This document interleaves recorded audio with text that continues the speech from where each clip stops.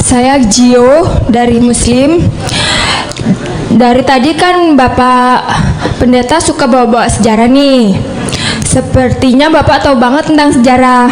Nah, bisa tolong Pak disebutkan, ini agak melenceng dari topik boleh ya Kak Moderator? Boleh? Topik kita, Oh, ikut tanya jawab di topik kita. Nggak, Jangan di luar bawa topik keluar. nggak boleh? Bawa keluar nanti semua bisa bawa tanya kemana-mana kita lari lain. Oke, kalau buat topik tadi kan sempat Bapak Pendeta kasih lihat di slide Kisah Para Rasul 2:32 TB. Yesus inilah yang dibangkitkan Allah. Itu sebagai bukti bahwa Yesus benar-benar mati terus dibangkitkan, gitu kan Bapak ya. Saya mau tanya, kalau Tuhan itu maha kuasa, kenapa Yesus dibangkitkan? Harusnya kan bangkit sendiri. Secara Tuhan itu maha kuasa, ibaratnya anak kecil aja bisa kok bangun sendiri gitu. Kenapa harus dibangkitkan Tuhan? Yesus inilah yang dibangkitkan Allah. Jadi Tuhan membangkitkan Tuhan gitu Bapak. Jadi seolah-olah Tuhannya ada dua. Terima kasih. Masya Allah. Masya Allah. Masya Allah. Masya Allah. Ya,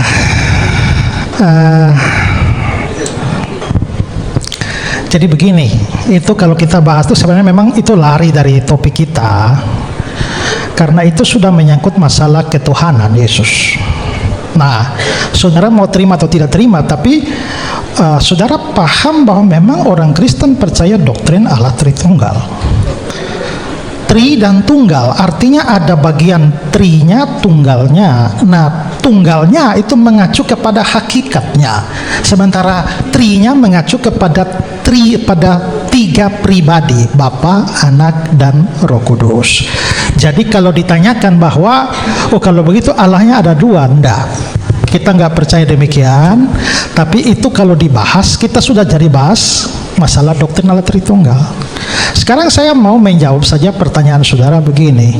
Kalau memang Yesus itu Allah, mengapa dia nggak bangkit sendiri tapi dibangkitkan? Nah, penting untuk saudara tahu bahwa, saya kira adik ya baca ayat itu bagus. Tapi lebih bagus lagi kalau adik baca seluruh Alkitab. Paham pada topik itu, karena kalau adik baca seluruh Alkitab tidak hanya bilang Yesus dibangkitkan, tapi juga dia bangkit dengan kuasanya sendiri. Nah, di Yohanes pasal 2, pada waktu Yesus bicara dengan ini, Yesus bilang, rombak bait Allah ini, ya, dan dalam 3 hari aku mendirikannya kembali. Lalu orang-orang Yahudi bilang, umurmu belum sampai 50 tahun dan engkau mau. Mereka mengatakan, mereka merasa bahwa dia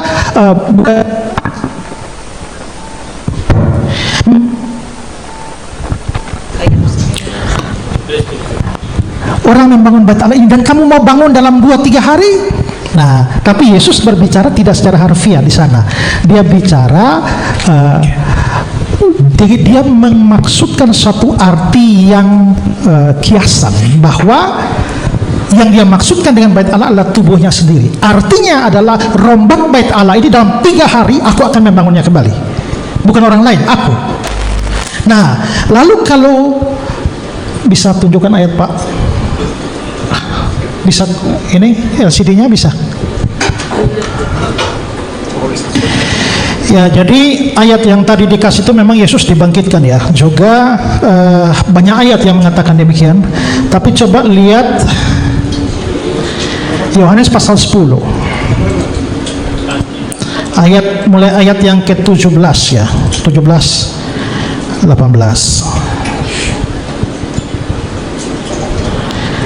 Yohanes 10 17 18. Dibesarin Pak. 17-18. Ya, bisa besarin hurufnya. Oke, kita biasa. Mengasihi aku, oleh karena aku memberikan nyawaku. Memberi nyawa artinya mati kan, untuk menerimanya kembali. tidak seorang pun mengambilnya.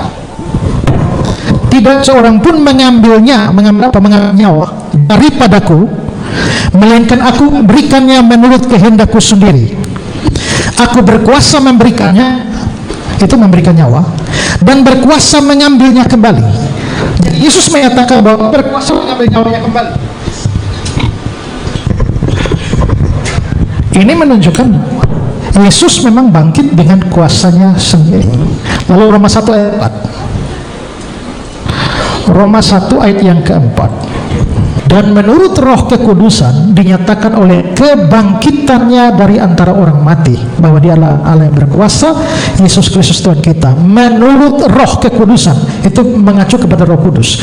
Kalau begitu ada ayat-ayat yang menyatakan Yesus dibangkitkan oleh Bapa.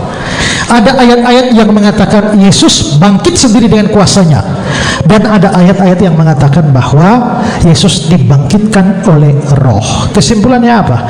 Kebangkitan Yesus itu adalah hasil pekerjaan bersama dari pribadi-pribadi Tritunggal. Gitu. Ya. Baik, terima kasih untuk Pak Eskelsorus. Sekarang kita kembali lagi kepada penanya Islam. Bagi yang Islam, siapa yang mau bertanya? Bu Indri dulu yang Oh ya, tadi Pak Pendeta, maaf. Oke, sekarang boleh kembali kepada penanya dari Kristen. Assalamualaikum warahmatullahi wabarakatuh. Saya mau menanyakan satu pertanyaan buat Pak Pendeta Eskelsorus. Ini tentang kematian Yesus. Jadi kalau kita mengambil poin tentang Yesus diangkat ke langit, dua-duanya ada, Yesus diangkat ke langit dan Kristen punya Yesus naik ke surga. Tapi tentang kematian tentu berbeda ya. Nah, yang saya mau tanyakan begini. Di Yerusalem, saya sudah masukin itu, tolong ditampilkan ya. Iya, boleh. Enggak, gambarnya aja. Jadi saya menampilkan data di Yerusalem. Ini ada tulisan crux ya, Pak Pendeta Eskelsorus bisa lihat, ada crux itu yang saya kasih layang-layang. Penonton juga bisa lihat ya, crux itu adanya di Yerusalem, di Via Dolorosa, di perjalanan Yesus waktu mau disalib. Sedangkan di Alkitab disebutkan cross, tetapi di Yerusalem disebutkan crux. Pertanyaannya Bu? Saya mau mengambil ayat sebentar ya. Ini dukungan ayatnya dari Bible. 20 detik lagi. Dengan membeli kita, Kristus melepaskan kita dari kutuk hukum dengan menjadi orang yang dikutuk, menggantikan kita, karena ada tertulis terkutuklah setiap orang yang digantung pada sebuah tiang.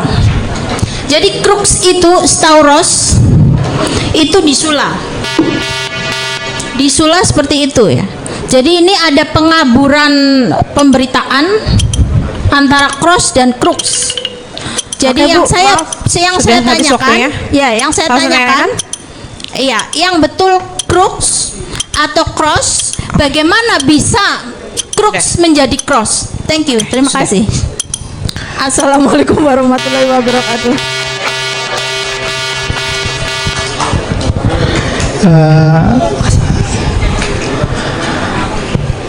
Begini Ibu ya. Tadi apa? Jadi begini, bahwa kalau dilihat dari data sejarah dan lain sebagainya tentang tradisi penyaliban Roma, maka memang penyaliban itu ada macam-macam bentuknya. Jadi ada yang disalib seperti salibnya yang orang banyak ditunjukkan di dalam gambar-gambar Kristen. Jadi ada kepalanya, ada vertikalnya, dan juga ada horizontalnya. Ada juga yang tak ada cabang atasnya, lalu dia hanya berbentuk seperti T. Nah, Pak, saya minta kepastian aja. Jadi Yesus itu disalib, satu disulap. Ada cross dengan crux berbeda, dan kita lihat buktinya di Yerusalem adalah crux. Oke, sudah ya Bu ya. Ya. Nah, lalu saya lanjutkan sedikit, ada yang namanya Rux decussata, itu bentuknya X. Nah sekarang kalau ibu tanya bentuknya bagaimana, suruh saya pastikan. Pertama ingatlah bahwa Yesus dikatakan tangan dan kakinya dipaku, itu pasti sudah berbentuk ini dan ada tulisan di atasnya bahwa inilah Raja orang Yahudi. Itu sudah pasti ada di atas. Karena itulah maka salibnya adalah salib cross. Kalau ibu tanya kenapa di situ ini, saya nggak tahu kenapa. Bukan urusan saya itu. Dan itu bukan Alkitab. Itu Bible-nya Bapak kan? Loh, itu Bible. Maaf Bu, tidak boleh ada pertanyaan tambahan lagi, hanya tetap di close dan Nah ibu hanya ambil foto di sana. Kita tidak jadikan foto itu sebagai dasar. Kita di Alkitab.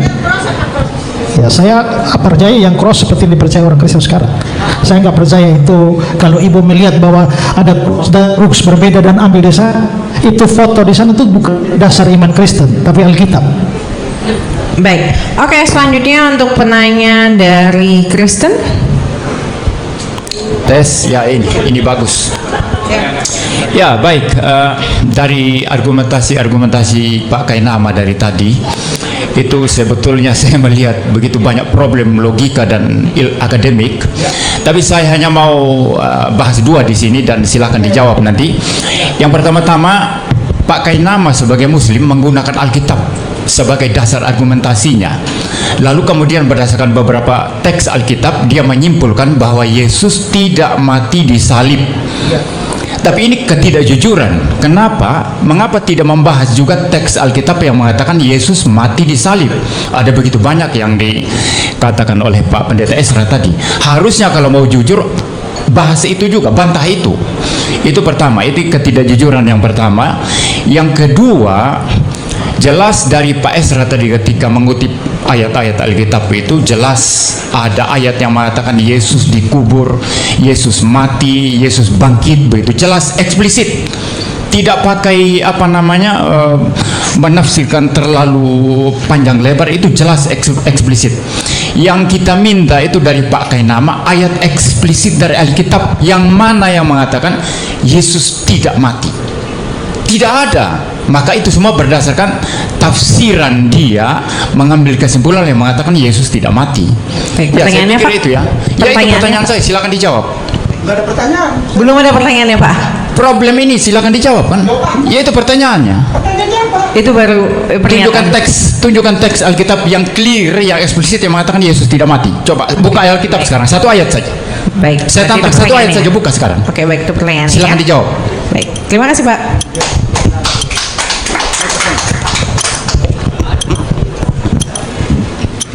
Ayat-ayat itu saya pakai di depan Pak.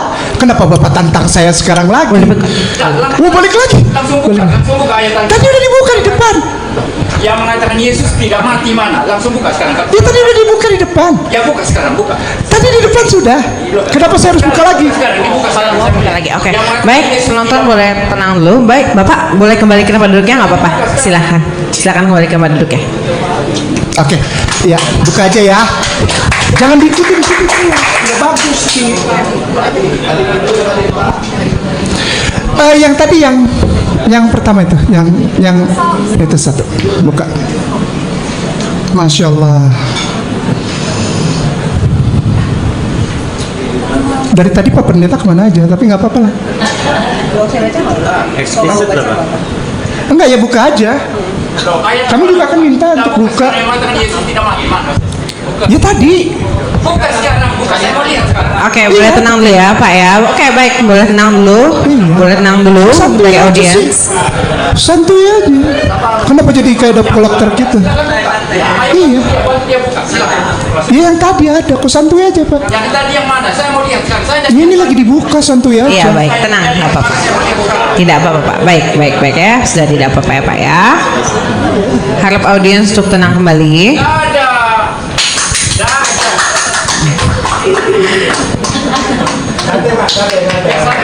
Oke, tenang aja Pak.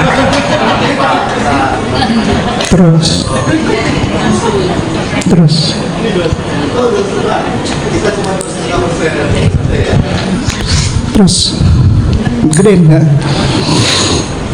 Ya. Ya. Pak mohon untuk tenang dulu, biarkan untuk narasumbernya menjawab dulu ya Pak Ya, ya. saya menjawab ya Pak Pendeta. Ya ini yang saya pakai tadi Pak Pendeta. Karena di sini pakainya soma, bukan petoma gitu. Yang saya tanya ayat eksplisit yang mengatakan kalau kita mengatakan Yesus tidak mati, itu yang saya minta, bukan itu. Itu tafsiran Anda. Pak sudah biarkan untuk narasumbernya menjawab ya Pak Kan ya. saya Untuk referensi jawab. SD. Saya kan jawab. Oke, silakan jawab aja Pak. Silakan Iya jawab. ini silakan. saya jawab ini udah kan. Ngomong kepada tabit. Saya tidak lihat ada teks yang mengatakan Yesus mati. Tadi sudah selesai ya, itu jawaban Anda sudah. Iya ya udah kan. Ya nggak apa-apa kan? Ya udah kan. Iya. Iya kan. Baik, oke. Untuk selanjutnya untuk pertanyaan dari Islam Pak yang hijau, baju hijau. Mana baju hijau? Sabar Pak. Pasti kebagian Pak. Tenang Pak, pasti kebagian. Oh udah lama ya, dulu dia. Pak belum. Gak apa, habis nih ya Pak ya, habis nih. Kebagian semua kok Pak, tenang aja Pak. Cek satu. Kakak Bu, minta maaf bertanya di Bu. Islam. Bagaimana cara bisa memastikan Yesus itu mati, sedangkan empat penulis itu tidak jelas bagaimana? Itu saja. 4 penginjil yang menulis pengarang Injil ini tidak jelas. Saya bisa kasih bukti datanya. Bagaimana caranya bisa membuktikan Yesus mati, sedangkan penulis Injil ini aja tidak jelas. Terima kasih, itu dari saya. Oke Bu. Oke. Saya nggak tahu apa yang dia maksud dan tidak jelas. Matius, Markus, Lukas, Yohanes. Matius itu rasul, Markus bukan rasul. Markus itu muridnya Petrus. Lukas itu bukan rasul. Lukas itu adalah sahabatnya Paulus. Lalu Yohanes itu rasul. Nah, sekarang apa yang tidak jelas? Karena begini, memang di dalam teks-teks itu tidak ada namanya, tetapi kesaksian dari bapak-bapak gereja yang hidup begitu dekat dengan zaman para rasul, misalnya Papias, itu mempunyai sumber-sumber catatan yang menjelaskan bahwa yang menulis itu adalah Matius rasul, Markus sahabat Petrus, Lukas sahabat Paulus, dan Yohanes rasul. Jadi apanya yang tidak jelas? Semua jelas kok. Itu aja. Saya kasih tahu ya Pak ya. Nah, lihat kembali ke sini. Maaf tidak, sudah cukup satu pertanyaannya. Oke, next pertanyaan dari Kristen, silakan Pak Budi. Betul. Saya sendiri merasa Pak Kainama ini sering menghindari pertanyaan dan bukan menjawabnya ya, baik dalam debat maupun dalam acara tanya jawab. Tadi dalam debat Pak Isra sudah mengatakan tidak ada ayat yang mengatakan Yesus sembuh, semua bangkit atau dibangkitkan, dan Pak Kainama tidak menjawab satu huruf pun dalam persoalan itu. Dan saya sekarang ingin menekankan kembali pertanyaan yang tadi ditanyakan oleh Pak Isra. Kalau memang Yesus tidak mati, berarti dia harus dikatakan dia sembuh atau disembuhkan, bukan bangkit atau dibangkitkan. Oke. Supaya kena saja, supaya tenang. Saya tadi orang tanya, saya tidak dengar. Suara yang terlalu kecil. Ya, bukan mau bentak-bentak. Ya, oke, silakan.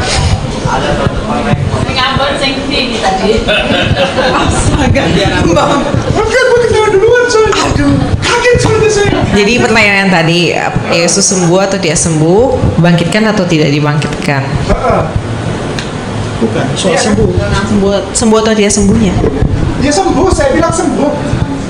Mana ayatnya? Ayatnya. Semua bilang bangkit atau dibangkitkan, tidak ada sembuh atau disembuhkan. Ya saya bilang sembuh, boleh. Oke, ayatnya. Ayatnya ada. Tadi saya sudah tampilkan. Ini sama semua.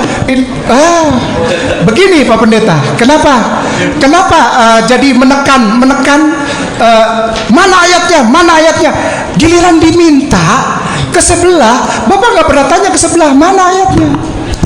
Mana apa Yosefus yang asli, mana misalnya kayak gitulah. Kenapa kok harus mati? Kayak tadi tuh Sanhedrin. Ya kan? Tapi kalau ke saya, dia nggak menjawab. Karena porsi saya menjawab, dia sembuh. Udah itu aja. Boleh dong Pak Pendeta? Boleh nggak? Boleh nggak? Apakah harus begini sesuai dengan keinginan Bapak? Kalau Bapak bilang dia tidak mati, Iya. berarti dia sembuh atau Iya. bukan. Tapi di Iya. mana ayatnya satupun. Di dalam Ayatnya semua mengatakan dia bangkit atau dibangkitkan, berarti dia mati. Pak, di dalam iman saya dia tidak mati. Itu imanku. Nah, pembahasannya temanya Oke.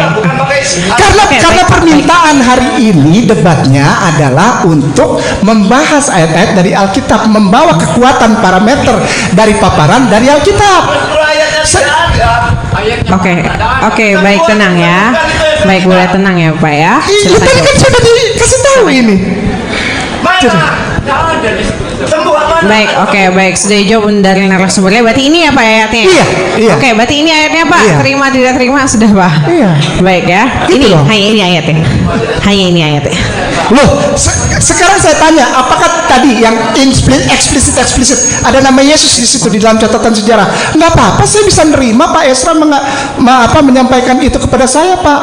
Nggak perlu dimarah-marahin saya nggak perlu ngikutin Bapak, karena ini saya mengikuti pola yang ada di dalam tema, bahwa saya tidak membawa keislaman saya dalam membawa tema Yesus tidak mati gitu. Kalau iman saya bilang Yesus tidak mati sampai kapanpun tidak, Pak. Jadi kalau dituntut untuk ayatnya mana?